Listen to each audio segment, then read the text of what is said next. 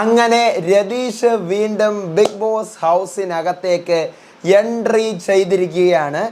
ജിൻഡപ്പൻ Mallayya combo reloaded. അതെ, promo തന്നെ സൂചിപ്പിക്കുന്നത് അതാണ്.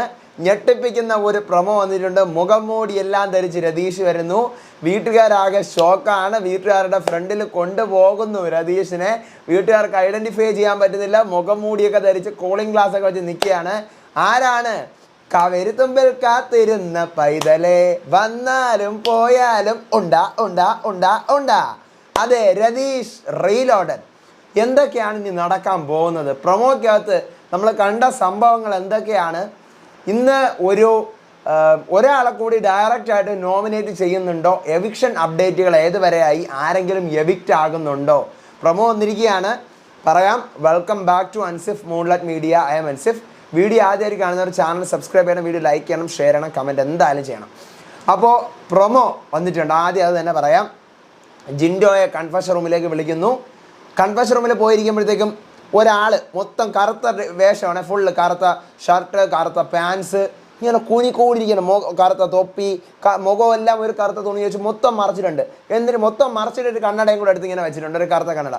അപ്പോൾ പുറത്ത് കൊണ്ടുപോകാൻ പറയാം, വീട്ടുകാരുടെ ഫ്രണ്ടിൽ കൊണ്ടുപോകാൻ പറയാം. അപ്പോൾ വീട്ടുകാരുടെ ഫ്രണ്ടിൽ ജിൻഡോ ഇങ്ങനെ കൊണ്ടുപോവാണ്. അപ്പോൾ ഇങ്ങനെ വയ്യാത്തത് പോലെയൊക്കെ ഇങ്ങനെയൊക്കെ മുണ്ടി വീട്ടുകാരുടെ ഫ്രണ്ടിൽ ലിവിംഗ് റൂമിൽ പോയി നിൽക്കുകയാണ്. അപ്പോൾ ലാലേട്ടൻ പറയണം, ഇനി ആ മുഖം മൂടി മാറ്റിക്കളും. വീട്ടുകാരത്തെ കണ്ടിട്ട് ഇത് ആരാന്ന് പറഞ്ഞ് ഞെട്ടി നിൽക്കുകയാണ്. കാരണം ആരും പ്രതീക്ഷിക്കുന്നില്ല ഇത് രതീഷാണെന്നുള്ള കാര്യം. ആരും പ്രതീക്ഷിക്കുന്നില്ല. അപ്പോൾ എല്ലാവരും ഇങ്ങനെ നോക്കിയിരിക്കുമ്പോൾ മുഖം മൂടി മാറ്റാൻ ലാലേട്ടൻ പറയുന്നത്, മുഖം മൂടി ഇങ്ങനെ മാറ്റാൻ ഇങ്ങനെ തുടങ്ങുവാണ്. ബാക്കി കാണിക്കുന്നില്ല. രതീഷാണ്. അപ്പോൾ ഇന്നത്തെ എപ്പിസോഡിൽ തന്നെയാണ് കേട്ടോ റീ എൻട്രി. അപ്പോൾ നാളെയല്ല, ഇന്നത്തെ എപ്പിസോഡിലാണ് റീ എൻട്രി ഉള്ളത്. നമുക്ക് കാണാം. എന്തായാലും സൂപ്പർ ആയിരിക്കും, അടിപൊളിയാവട്ടെ. രതീഷ് ജിൻഡോ കോംബോ റീലോഡഡ് എന്ന് കാണിക്കുന്ന ഒരു സംഭവമാണ്. ഇന്ന് ജിൻഡോയെ തന്നെ കൺഫഷൻ റൂമിലേക്ക് വിളിക്കുന്നത്. മല്ലയ്യ ആ ജാനുവിൻ്റെ ദേഹത്ത് കെട്ടിപ്പിടിച്ചു, നാളെ ഉടനെ ഉമ്മ വെച്ചാലോ?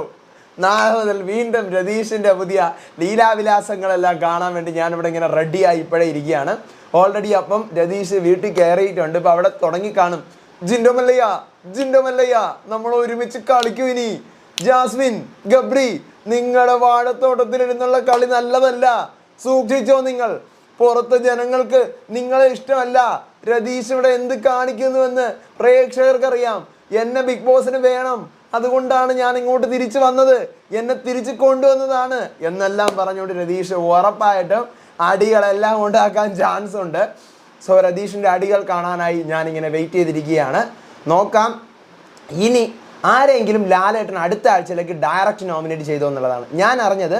ഒരാളെ ഡയറക്റ്റ് നോമിനേറ്റ് ചെയ്തു എന്നാണ്. അത് ആരാണെന്ന് അറിഞ്ഞില്ല. ഒരാളെ ലാലേട്ടൻ എന്തോ കാരണം പറഞ്ഞുകൊണ്ട് അടുത്ത ആഴ്ച ഡയറക്റ്റ് നോമിനേറ്റ് ചെയ്തു.